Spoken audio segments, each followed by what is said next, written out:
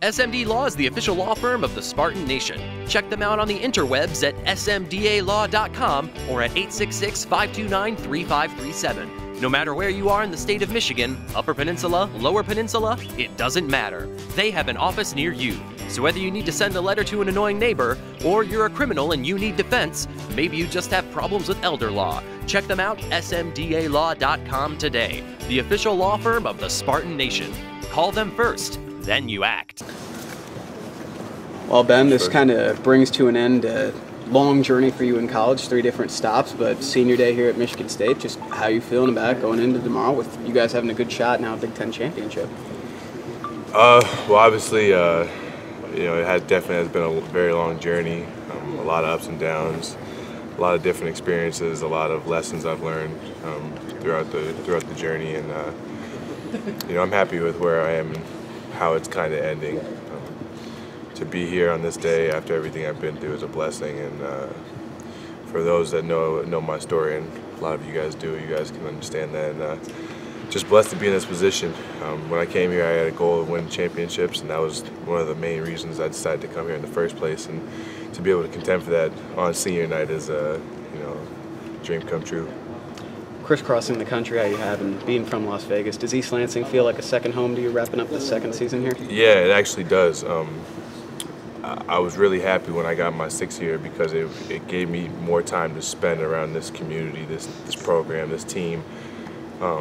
And they are a second family to me. It's kind of been great for me to kind of go through what I went through to kind of see life in a different perspective, and it's not just about basketball. And you really feel that in a place like this, even though you look around, you see all the banners, you see the national championship, pedigree and all that.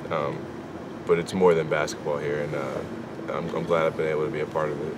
Ben, Miles said that you fit right here with them from the beginning, and you're a brother to them, and will be a memory that he takes with him whenever that time comes. He talked about missing you specifically. What does that mean to you that this is a guy that's come in and you have just gelled and melded with this group? It wasn't a surprise to me. I've always been a great teammate. I've always been able to get along well with whoever I'm around, whether that's in high school, AAU basketball, either of my college stops at Oregon or UNLV. But I felt the same way really from the day I took my visit here. When I decided to transfer from UNLV, I took interest from schools and I made official visits and had 5 scheduled. This was my first stop, and it was actually my last stop as well. So I felt it from the very first time I stepped foot on campus when I got to be around the guys for the first time. And I had Tum Tum texting me all the way from when I was back home in Vegas doing my rehab after I hurt my knee the first time. And it's been great. It's been great to literally come in every day with a smile on your face and be able to go through a season and finally being able to practice and play. It was hard last year being on the sidelines because you don't get to go through the off-season workouts, the extra hours in the gym that you guys don't all see. But to us, that means the world because, when you see your brother right next to you in the weight room, grinding and putting in all the work to get to where we are, it feels good to have that kind of payoff in a way. But for Miles to say something like that, Miles has been great all season, and honestly one of the most humble kids I've ever been around in my life, given the position that he's in. So I love him, and I love the rest of these guys. With 6 years in college, what will be your academic credentials, and whenever basketball's over, what do you want to do? Wow, yeah, school, a lot of school in 6 years. I've heard a couple guys on the team say I should have my doctorate by now, going through law school, med school, all of those things. But I graduated from UNLV with a degree in public administration. I'm really happy about that, really happy to be an alum of that school, being in my hometown. And coming here, I wanted to kind of focus more into the sports field, and I was able to get into the sports administration program here, and happy to say that I will be graduating with that degree. My master's in sports administration in May. I'm actually taking my last class of my degree right now, and looking back, it's been a long grind of school, going from summer 2012 and doing summer school and semesters full of class loads every single year. But finally to close that out, it feels really good. And after this season, I want to explore professional opportunities and try and go play professional basketball, wherever that may be. And then, we'll see from there.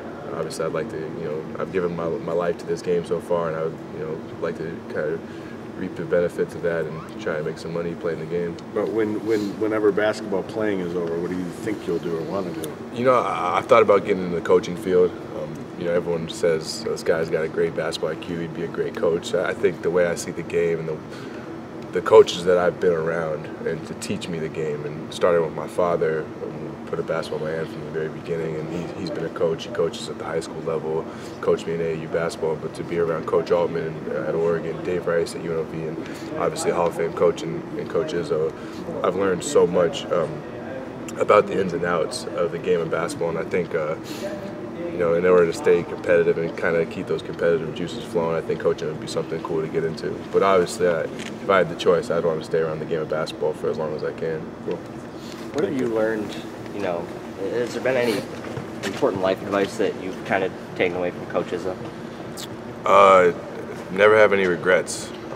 In order to get what you truly desire, you need to be able to take some hits. And obviously, he talks about the struggles that he's had on his way to getting in the position he's in right now, and everything in between. And you can't have any regrets looking back. You don't want to, go by each day and be like, oh, I could have done this better. And he always talks about it's one of the worst things in life is having regrets. And obviously, we make the decisions we make on a daily basis, but if I can learn anything from Coach Izzo, it's to put everything you have into your dreams.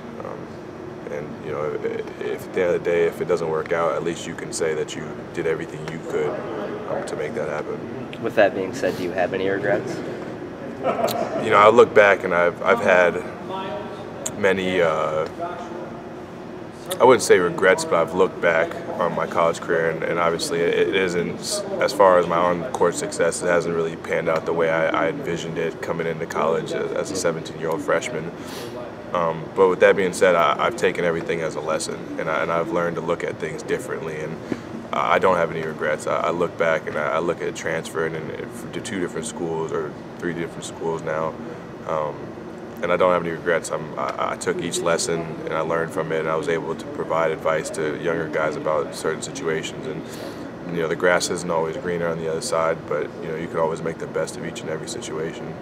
Senior Day is a big deal here at Michigan State. Are you ready for that big moment, kissing the center court? Honestly, I'm trying to mentally prepare myself, not even for the Senior Day festivities here at Michigan State in general, but more so for myself, going through everything I've been through in my journey, and kind of preparing myself for the last couple of days of my college career as the countdown kind of begins. But I'm excited it's here, and I'm excited to be a part of this tradition, and it's going to be an emotional day for me, myself, my family. I know the other guys are going to be very emotional as well, because if you look at all of our careers, we've all had our ups and downs, and we've all had different adversities that we've had to face, and I couldn't be happier to be seniors with this group of guys. Gavin, I got to be really close with over the last year and a half, 2 years, and Tum Tum is just the ultimate family team guy and program guy. And if I had to start a college basketball program today, I'm picking him first in my program because of what he, not just because of what he brings on the court, but the intangibles, everything he brings off, the leadership, the energy he brings every single day. So I'm truly happy to be with these guys on our last day at the Breslin and spend it with these fans. So you've been different places for these kind of senior days. What makes it different here at Michigan State? I think it's just the whole ambiance of this program, and honestly the tradition, the kissing, the floor and everything. And obviously senior day is tough for anybody at any school because you spend so much time in a program. For me, it's only been 2 years here, but it feels like 5, 6 because of all the things that I've been through and everything, and all the experience I've had and all the memories I've made so far. But this is a special place, and to be able to, as I was talking about earlier, contend for a championship on senior day, really a dream come true. Ben, in baseball, when a guy leaves or goes in the Hall of Fame, and they may have played for 5 or 6 teams, they always say, which hat do you wear? Which uniform do you wear? You had great times at UNLV and Oregon, great schools. But is Michigan State, will you remember yourself as a Spartan, or will there be a running Reb and a ducking you in all three of them? Honestly, there is going to be a little bit of all three. I think it's interesting because I've spent 2 years at each school. So it's not like I spent 3 at one school, 1 at the other, 1 at, you know what I mean? I spent 2 years at each school, and I made great memories at each school. At Oregon, I was in the NCAA tournament, five games in the NCAA tournament. I played in the Sweet 16 as a freshman, and I made such great experiences and great memories at Oregon. And then UNLV, playing for my hometown, growing up watching UNLV basketball and being able to play for a coach that is still a great friend to me today, and I still talk with him all the time.